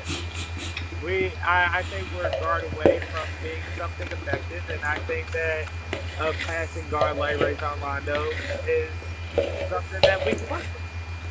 You have improved from 12 games. We You have improved from 12 games to 30 games. Okay, shut up, bro. At any rate, continue. You have improved from 12 wins to 25. It didn't say like 30 times. God damn, bro. Shut up, bro. No, I said 30 the first time. I took 5 away. Go to hell. You're petty as shit, boy. Big petty. Listen, all the shit I get for my pictures, I'm going to get this shit now. I don't want to hear it. Go ahead. I could be in Philadelphia. I like all Philly teams. We got plenty of room, boy. Come over here. Alright, football stuff now. It's a real inside the five. Because all those really want to do is talk about the Hawks. So I didn't even talk about the Sixers. So, we just got Steph Curry and Dwight Howard. You know what I'm saying? Way too much fun, nigga. Dwight Howard, coming off the bench, getting the rebounds and giving Embiid a break, All right, that's cool. Number 5. I think it's time we start questioning if Dalvin Cook is one of the best running backs in the league, if not the best. Because without him playing, Vikings are not nearly as good as they think they are. Between him and Alvin Kamara, yeah. honestly, hands down, those are probably the best two running backs. And a healthy Saquon. Derrick Henry. If Saquon is healthy, he's in the conversation. How often do we forget about Derrick Henry? Derrick Henry. Yes, indeed. I mean, he's had one good year. Listen, Dalvin Cook and Alvin Kamara are dogs. That is for true. What is also for true, though, Derrick Henry is a bully. Not a bully, damn. Big dog. Big bully.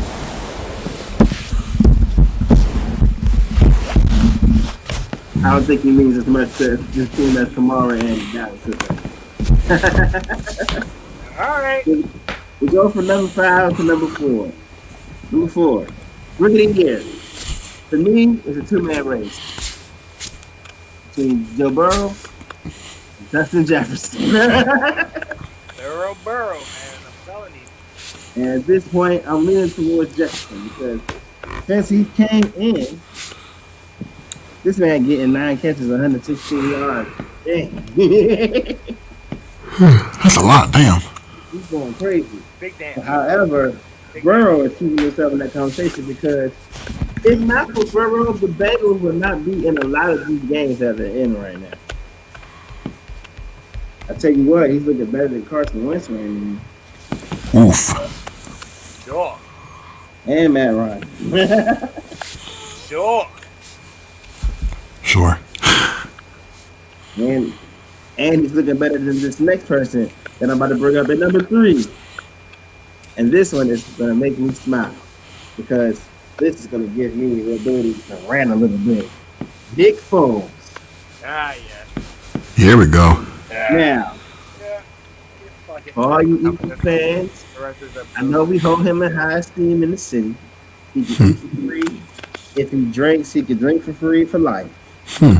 That is a thing, and that will never be taken away. However, however, long story short, Nick Foles is not a good NFL quarterback. God damn. Okay, he's not. Yeah, he's a good backup. He'll win you a couple games, but trying to build a franchise around him, it's not the key. It's not a thing. Good examples. Let's go for when he left us the first time. And went to Kansas City. He was still on the bench. When he left Kansas City, went to the Rams, which is the prime starting job for him. Continued to get his ass benched. Considered retirement. Went back to the Eagles, played, 4 games? Won 2 of them. Played well in 2 games. Now, granted, one of the games was Super Bowl, probably the best game he played in his life. Wow. Thank you for your service. We appreciate it. They got a starting quarterback in the NFL. And there's nothing you can do to tell me any otherwise. Damn. Go to Jacksonville, get paid all that money. We call Carson Wentz injury prone. What did Nick Foles do in week 1? He got hurt. And then he proceeded to lose his job to Gardner Minshew, a.k.a. Uncle Rico. Gets traded, goes to Chicago, doesn't beat Mitchell Trubisky for the starting job. Now, if you can't beat Mitchell Trubisky for the starting job, You're washed. you're not good. Because it's not good. Mitchell gets hurt. He comes in and wins a couple games. People say, oh, see, look how Nick Foles is doing. Proceeds to be trash. Gets hurt again. Now we're back to before. Like, I keep trying to tell people, for everyone that was talking about how Nick Foles is better than Carson Wentz, even with Carson Wentz struggling, having a bad season, he's not better than Carson Wentz. The Eagles made the right decision. They made the right decision. Why did they make the right decision? Because if you look, history shows Nick Foles is not your starting quarterback. L's. And he's like 31 years old. If you're trying to build a team around Nick Foles right now, you're going to fail because Nick Foles is not a good quarterback. That doesn't look like a good sign to me. Based on what I put on here, which has been used, but I still like it a lot. Foles GOAT. Hold that thought. I would like to say, I know you're an Eagles fan, Kenny. This is the same quarterback that you're bad mouthing that won you guys a fucking Super Bowl. Even when he was on the team winning the Super Bowl, I was saying he's not a good quarterback. So that has nothing to do with it. Literally, he was the guy that won you guys. You know what won us Super Bowl? Our running game. This is the Tom Brady where running the football. He's responsible for the win, but Adam Vinatieri is the one that actually won it. No, Nick Foles won it for you, son of a bitch, and you are still ungrateful and called a terrible quarterback. I'm not ungrateful. Goddamn. I'm very grateful for him. No. This is not a Super Bowl winning quarterback like Trent Dilfer. This is a Super Bowl winning quarterback that actually went out and won. Let me rebuttal. Still bad mouth like that. Let me rebuttal. Let me rebuttal. I'm not ungrateful. I'm very grateful for what he did. Get him. I love him so much. Will I make him my starting quarterback and my franchise quarterback? Absolutely, but not. I will not trust him for 16 games because it's been driven before trusting him in 16 games season. He can't do it. Do you know what happened this year? He was the starting quarterback for us. Well, he must have tucked into this bitch. He got benched for who? Out of prison coming back, Michael Vick, who had lost his step. You know what Michael Vick did for us? What'd he do? So Tennessee, it puts us in the playoffs. You know what Nick Foles did for us? What'd he do? And forced himself to get put where, Carlos? This is not a Vince McMahon gimmick. This is a real question. Where did he go? In his office. To the bench. That's where he went. To sit on the cold field, contemplating his career while he's still there. It's the same day he was covering retirement 3 years ago. I wonder what he's doing now, contemplating retirement. Because he ain't good. He's not good. He got his ring, he got his fame, he got his notoriety. God bless him. We love you. Go ahead and have a drink on the house, wherever you go. You don't have to worry about it, buddy. But, buddy, you're not a starting quarterback in the NFL. I'm sorry. Look, all I'm saying you cannot take away Super Bowl MVP and Super Bowl champion from you. But we can't say you weren't a starting quarterback in the NFL. And damn sure ain't going in the Hall of Fame. So don't even think about it. You can be in the Eagles Hall of Fame all you want. That's fine. That spot is reserved for you. Don't you look to Canton. Don't you try to go up the road to Canton. Don't schedule any flights. Schedule Greyhound. Schedule a Megabus. Schedule a road trip to Canton. A Megabus? God damn. Unless you get there by boat. Gas ain't going. Unless you watching somebody else on the team and you get invited to go. Then you can go. But you ain't going to be on the stage, brother. You're going to be in the crowd. That's what you going to be. Clapping. Talking about the Super Bowl victory to a future Hall of Famer on the team. Black Snow always say, Nick Foles, if anything Nick Foles going to do, he going to win you a game. That's what Nick Foles did. Man, that nigga solo snow. He solo snow. I'm just saying, like, we gotta stop putting this man Nick Foles on a pedestal that he doesn't deserve. Like, that's not. All right. I'm not one of those biased Eagles fans that think people do no wrong. The man is trash. Number 2. Kyler Murray, future star. Ladies and gentlemen, Kyler Murray is one of the next quarterbacks up in the NFL. Don't believe me? One of the next wide receivers in the NFL. He's already there. DeAndre Hopkins is already there. This isn't about him. We know what Hopkins is. This ain't about Hopkins. This is about Kyler Murray specifically. Yes. Everyone is praising the catch. No one is praising the throw. I need y'all to look at the throw. I need you to look at this man. Escaping pressure. Rolling through his left. He's rolling through left. Yeah. Says, I'm just going to throw it up to him. Slings that bitch. It slings it and it gets there.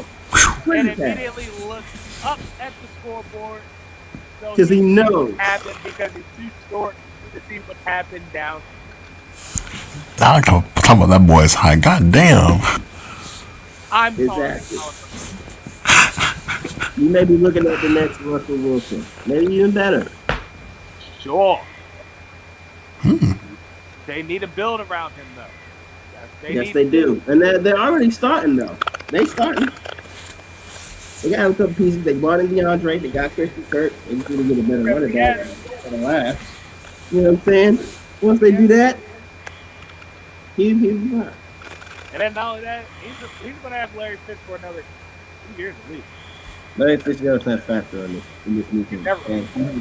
He's just there for nostalgia, and we're hoping he get one before he goes. That's what we do. Hey, if you need a cat, he's still coming down with that shit. I mean, yeah, but how many sketches are he really coming down with if you can't get separation from the point? All of them. You gotta get open first. Gotta get open first. You just throw in Larry Fitzgerald's direction with the intention of trying to throw the game and throw an interception, and Larry Fitz will still come down. Kyler Murray's not going to throw his direction when he's covered and know he's not going to open. He already wasn't the fastest to begin with. Now he's lost a couple spots. Don't take this as Larry Fitzgerald. Hey, I love Larry Fitzgerald. One of my favorites. But old man time, Father Time has caught up. It's time. Hey, man, what Father Time is, you can still catch over him. You can't catch nothing if you can't get to the ball. That's my thing. He says he has to get to the ball. Yeah, his legs, nigga. You gotta run to get to the ball, nigga. He's running full sprints to go like he's jogging. Come on, man. Larry Fitz's back end career might be wide receiver screens, and it may be effective.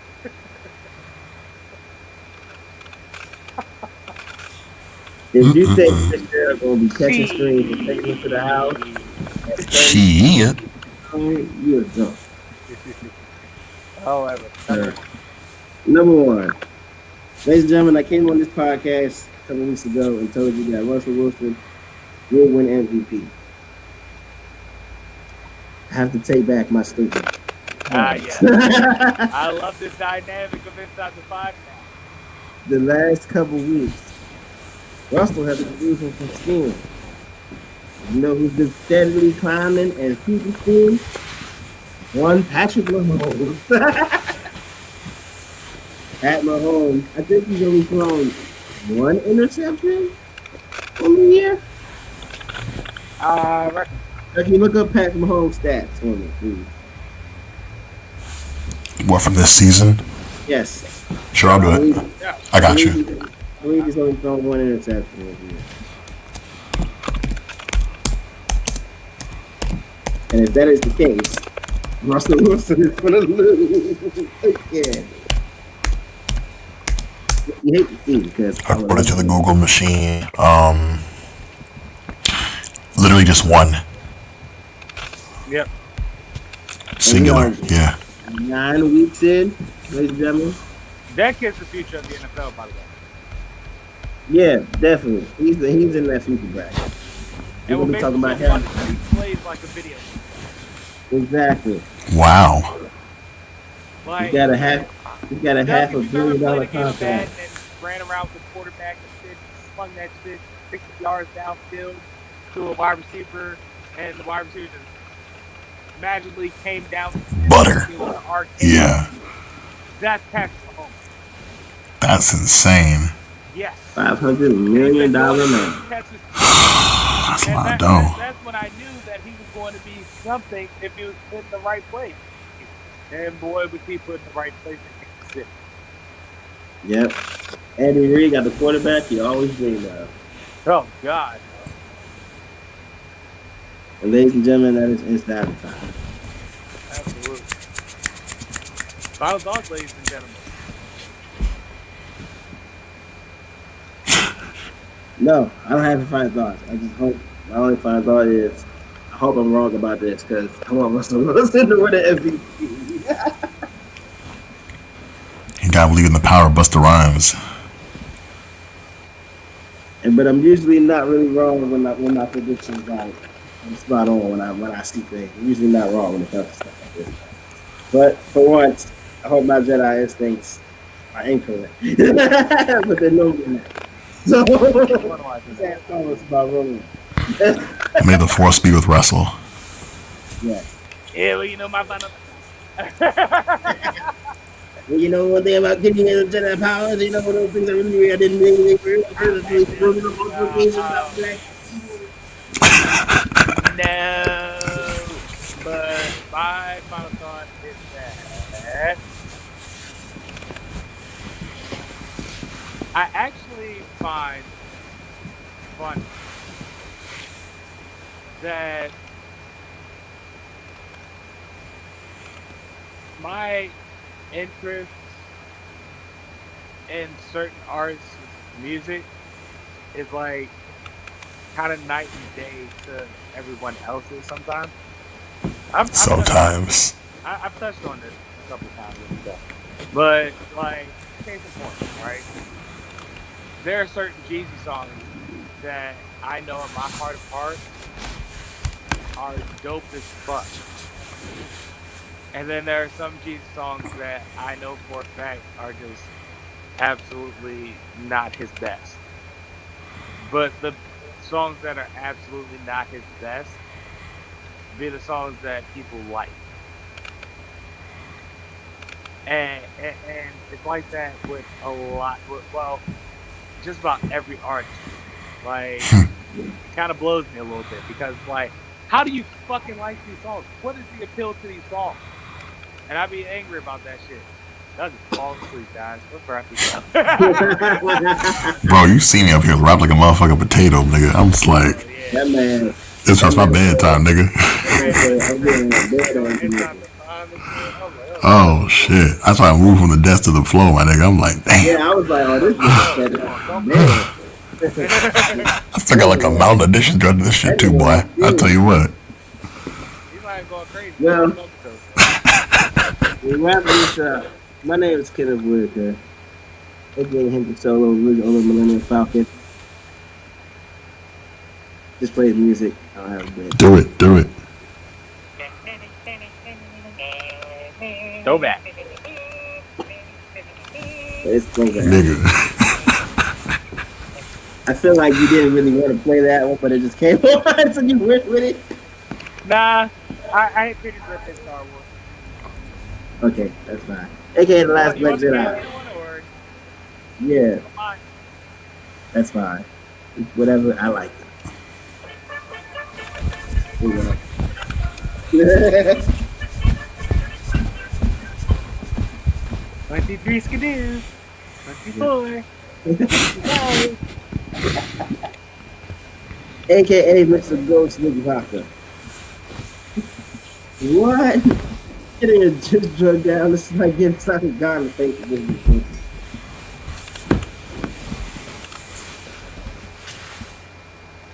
I'm not gonna lie, I missed that one, but you know. Whatever. Me too. So what? Watch it again. You'll see it. AKA Nacho Man, I'm a savage. No interview. Sorry. Oh, both of y'all niggas got like, well, let me tell you something. That's not it. That's not how it goes. Oh, yeah, nigga. Oh, wait, oh, that's not it either. I had to pull the rock, boy. I'm sorry. Understood. I had to do the rock.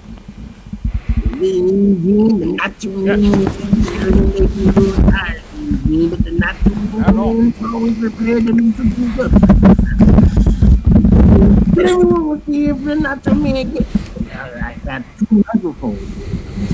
Power of my word. Everyone listens to me, Gene number 1. And you number 2, I'm going to include you too because of everyone in the show. Gene 1. And when you're looking at me with those eyes, let you know that you're paying attention to the Nacho Man. And with the Nacho Man, doesn't pay attention to the top. No start or no hold, but you hit me.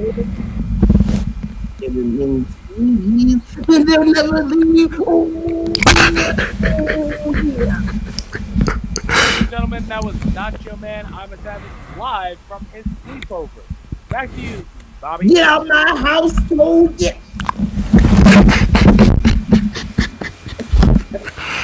That's the best AKA ever. Period. No pad.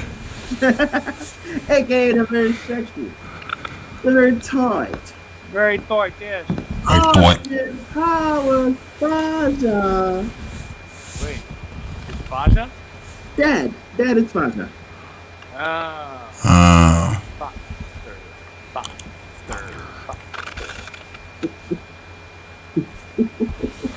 Look at everyone. My wiki is a king.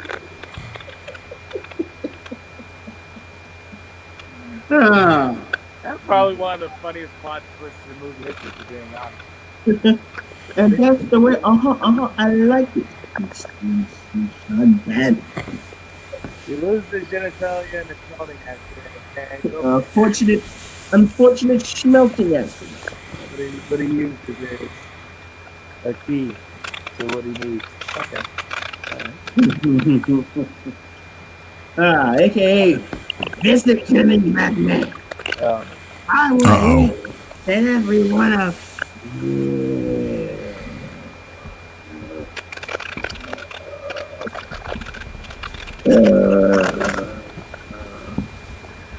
people telling us that I am in charge and I'm in control and eat the last of the Gorilla Gang podcast because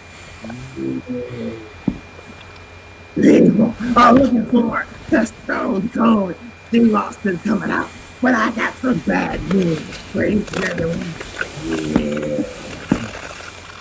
People, Austin decided to take his ball and go home because he wasn't in the main event against Brock Lesnar in a pay-per-view. And I did that on purpose to rid myself. People, just stop. Huh. Some of a bitch has been ruined that gimmick for Flipside. He said. Yeah. Take your ball and go home. All right. You can take the future podcast 20 years later. All right. He'll be back though. They won't. By the time we come back, I'm not taking up the show. However, to bring it home, my name is Carlos Crawford, a.k.a. standing in front of The Undertaker in the first ever Hell in a Cell match. Fucking terrified. It's Chin Music Charlie. A.k.a. Six Flair. I am still, custom made from head to toe, and I'm still your world heavyweight champion, a.k.a. Zach Miller. I'm with my bitch in the bed, watching stones, waiting till the leafy dragon taking nothing to take control. Bitches met, your bitch is back to fillet. Keep that pussy going like, put it in a safe, a.k.a. Donald Grant. There's been a lot of injuries this season, and now I laughed at when I thought yoga was a terrible idea. It made me as flexible as a high calf, and then relaxed at the a.k.a. the CM Savant. The point it bothers me that Drew Mac doesn't have bigger fish to fry than Roman Reigns. There we go. That's the ending. Bigger fish to fry. All right. So, to bring it on home, a.k.a. Haystack West. Well, Sheriff, glad to see that you're back to your element. Well, it turns out this area is riddled with criminal activity. Well, it is Southern America. I assume it's equally as wild as the West back home. So you dumbasses should be pigs and shit when it comes to bringing it to justice.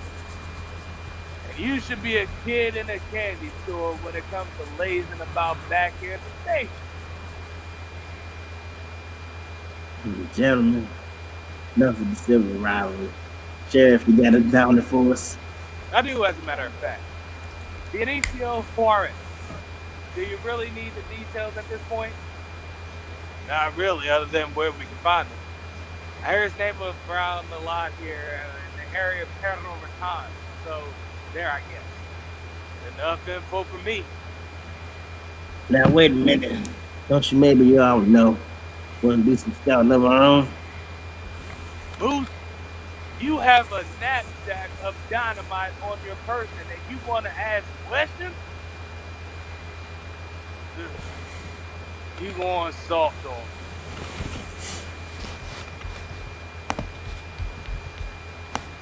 Ladies and gentlemen, that was episode 117. I'm Black Snow. I'm Black Snow. Oh no, the gang's over. I'm Black Snow.